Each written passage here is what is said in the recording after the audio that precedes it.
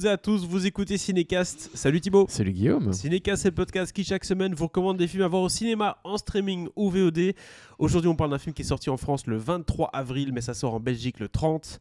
Un film de Mourad Winter avec Hakim Djemili, Laura Felpin et Benjamin Tranier. Entre autres, évidemment, comme toujours, il y a d'autres personnes dans le film. Alors, de quoi ça parle ce film et comment il s'appelle? Surtout, ça s'appelle L'amour, c'est surcoté. Et ça parle de quoi? Ça parle d'un homme qui est nul avec les meufs depuis la plus tendre enfance. Et il sait pas très bien ce qu'il fait de sa vie. Il fait pas grand chose. Il est chômeur. Enfin voilà, c'est un peu la glande. Et par contre, un de ses amis, Isma, son meilleur ami, on peut dire, carrément et mentor, est décédé. Et il met 3 ans un peu à s'en remettre. Et il décide enfin d'aller sortir un peu, de nouvelles rencontres, essayer d'aller draguer une meuf. Ce qu'il ne sait pas très bien faire. Mais il va tomber sur Madeleine, qui est une... Comment on appelle ça? Concierge, non, vestiaire. Tu vois, celle qui fait les vestiaires dans les boîtes de nuit? Ok, d'accord. Voilà. Madeleine, très sympathique, un peu atypique. Et là va naître un peu le début d'une aventure, un truc très inattendu. Un truc qui s'appelle L'amour, Thibaut. Ouh, Et je pas de l'avais pas bande-annonce. vu venir celle-là. Pas de bande-annonce, c'est vendu. On n'a pas de bande-annonce. Ouais, c'est parce c'est pas grave. parce que mon ordi c'est toujours de la merde pour l'instant. Et une fois n'est pas coutume, j'ai vu le film, tu ne l'as pas vu. Bah oui, Euh, j'ai un peu oublié de regarder ça, désolé. Alors, je vais peut-être démarrer direct avant d'avoir une question. L'amour, c'est surcoté, c'est basé sur un roman. Donc, écrit par Mourad Winter, réalisé par Mourad Winter dans le film. Donc, du coup, réalisation du roman, sur grand écran. Ok, est-ce qu'il était déjà réalisateur ou genre c'est une première... Alors, j'ai cru comprendre que c'était pas le cas. Ok, Maintenant, il d'accord. faut vérifier, mais voilà, en tout cas, j'ai pas l'impression que c'est quelqu'un qui a déjà réalisé. Et donc, du coup, exercice assez périlleux, puisque le livre est un livre où tout est raconté à la première personne, un peu comme Bridget Jones, tu vois, un peu de journal intime. Ouais. Et donc, c'est toujours difficile de mettre ça au cinéma parce qu'on se dit comment est-ce que je vais retranscrire ce qu'il y a dans les didascalies, ce qui est dit un peu face caméra, entre guillemets, dans mon bouquin, à l'écran, sans perdre la vanne, en fait. Parce qu'il y a beaucoup de vannes, justement, dans la narration. Mais c'est pas facile de retranscrire une vanne de narration marche pas spécialement à l'écran, à part si t'as quelqu'un qui dit salut, moi c'est Inanis et j'ai fait des blagues, tu vois ce que j'ai fait. Voilà. Donc il essaye en tout cas d'éviter ce schéma-là, mais donc du coup il trouve des artifices pour un peu faire ça. Par exemple, il y a un rendez-vous chez la psy, alors forcément ça permet au personnage de bien parler. Il y a des flashbacks où on va nous montrer en 4 tiers des moments de son enfance et il va parler dessus pour essayer de amener un peu le récit, puisque c'est quand même Hakim Djemili qui fait le travail. Ce sont des outils assez classiques. Très classiques. Pour raconter ce genre de choses. Mais ça peut fonctionner parfois. Oui. Parfois c'est un peu too much. Par exemple, le regard caméra. Ce qui arrive dans ce film, voilà, c'est pour vraiment bien souligner une vanne, c'est un petit regard caméra en mode oula, j'avais dit qu'il était raciste celui-là.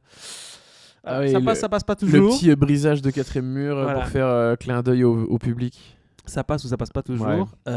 Hakim Djemili qui donc porte le film sur ses épaules avec Laura Felpin qui vient quand même lui porter secours, si je puis dire. Pas secours, non, je suis méchant. En fait, j'ai compris ce que tu as voulu dire. La raison pour laquelle je dis ça, c'est parce qu'en fait, je trouve que la qualité du film pour moi, c'est Hakim Djemili et Laura Felpin. Et je pense que c'est assez attendu quand on voit le casting. On sait qu'Hakim Djemili, c'est un très très bon comédien. Personnellement, j'aime beaucoup ce comédien. Je crois qu'il a fait quelques erreurs récemment, n'est-ce pas, le routard.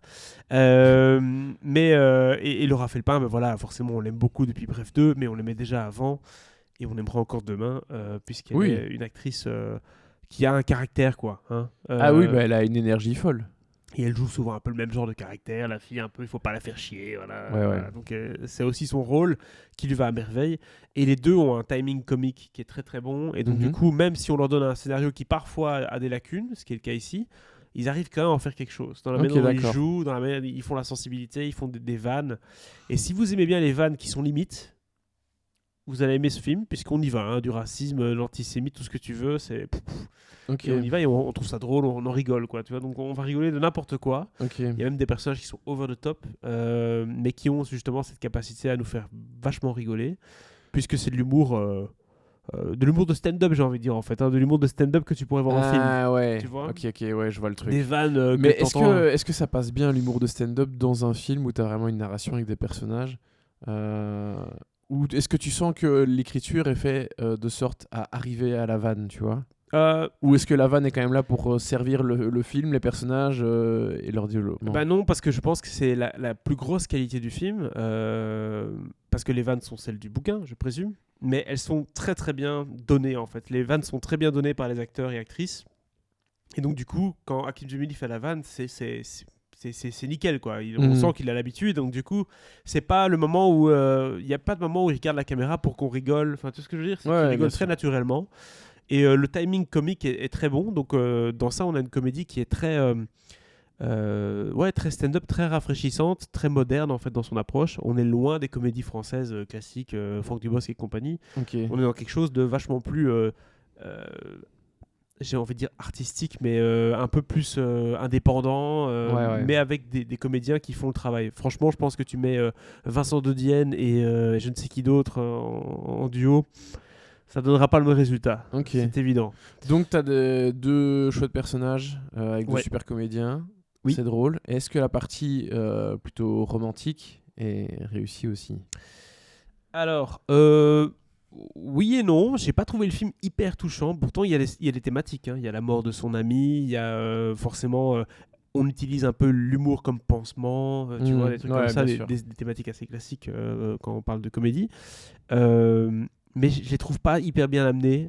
Ça, c'est peut-être un peu le côté Bref. Après Bref, c'est compliqué de trouver des comédies qui amènent bien les sujets difficiles, puisque Bref le fait quand même de manière très forte. Et donc ici, on a, il y a 2-3 scènes dans la voiture, des trucs comme ça, où tu sens qu'il y a un peu plus d'émotion. Mais on reste quand même là pour les vannes quoi, de tout le film, et notamment les personnages secondaires qui sont assez sympathiques et qui viennent amener leur petit grain de sel. Et l'avantage aussi du film, c'est que c'est quand même un film qui est très diversifié. Tu as vraiment toute la France dans ce film, et ça c'est très agréable aussi, c'est que t'es pas non plus, enfin t'es pas 100% dans une cité par exemple, mais t'es pas non plus 100% dans un bel appart. On mélange vraiment tout le monde, et ça c'est très sympa, ça donne t'es pas cloîtré dans ton truc. Voilà, ça donne un truc très actuel, très frais et vachement drôle quoi, pour le coup. Donc c'est vrai que quand je l'ai vu, j'étais un peu là, ok, je vois les petites faiblesses du film, il y en a certaines, notamment dans la mise en scène par rapport à tout ce qui est narré, tout ce qui est ok, je vais chez la psy, je parle à la psy, je parle à la caméra. Des trucs qui sont peut-être un peu obvious et qui peuvent parfois gêner. Quoi, mais trop appuyé. C'est très présent quand même. C'est une narration vraiment très très présente. Et c'est vrai que l'histoire d'amour avec Laura Felpin, elle est là, mais t'es pas là pour ça. T'es là pour les vannes, t'es là pour ce qui va se passer après. Mais finalement, tu t'en fous un petit peu de comment ça se passe. Enfin, t'y crois pas trop. Ok, je vois. Voilà. Donc tu vois deux comédiens qui font semblant, quoi. C'est un peu ça. Donc, mais c'est pas dérangeant dans le sens où ça reste une très bonne comédie.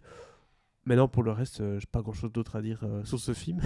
Je m'attendais à ce que tu l'aies vu, pour qu'on puisse en discuter. Non, désolé, j'ai un peu zappé. J'ai rattrapé pas mal de choses, mais ouais, celui-là, je l'ai un peu oublié. Mais j'ai l'impression que t'es enthousiaste et mitigé en même temps. Parce que tu donnes quand même envie de le voir pour tout l'aspect comique, malgré les faiblesses et maladresses de mise en scène qui n'ont pas l'air très subtiles et qui ont l'air un peu faciles, les gros sabots, etc. Je vais être méchant, mais en fait, si vous aimez Hakim Djemili et Laura Felpin, allez voir le film. Si vous ne savez pas qui c'est et que vous en foutez un petit peu, c'est peut-être pas ce film-là que vous devez aller voir. Entre guillemets, il faut vraiment le film, quoi. Je pense que la valeur ajoutée de ces deux-là est 2 étoiles facilement, rien que pour eux, quoi. Donc le matériel de base est sympathique. Je pense que peut-être dans le livre, il passe mieux. J'ai pas lu le livre, mais ça m'étonnerait pas que ça passe mieux dans le livre, puisqu'il est quand même assez populaire. Par contre, là, vraiment, le duo de comédiens est hyper bien choisi, quoi. Et c'est ça qui fait la plus-value du film pour moi, et l'intérêt du film, c'est de voir Hakim Djemili et Laura Felpin s'échanger des vannes comme ça pendant 1h30. Donc franchement, l'amour c'est surcoté. Le film est peut-être surcoté, mais en tout cas le duo fonctionne super bien, et la base est peut-être classique, mais il y a un petit truc en plus. Voilà. Je l'ai toujours pas vu celui-là par contre. Là où dans Bridget Jones, je trouve que déjà rien que le scénario et rien que ce qui s'y passe est déjà très qualitatif. Tu aurais pu mettre quelqu'un d'autre que Renée Zellweger, ça aurait passé aussi, peut-être, ou peut-être pas, je sais pas, mais ici, sans les deux... Oui, l'écriture est pas assez bonne que pour... Voilà, la maîtrise du sujet, l'écriture, la réalisation n'est peut-être pas assez bonne de la part de Mourad Winter pour vraiment porter le film. C'est les acteurs qui élèvent le projet, vraiment. Donc t'as dit 2 étoiles rien que pour le duo formé par Hakim Djemili. On peut donner 2,5 parce qu'il y a quand même une justesse dans le sujet et une fraîcheur qui est agréable et qui change un peu des habitudes. Donc voilà, 2,5.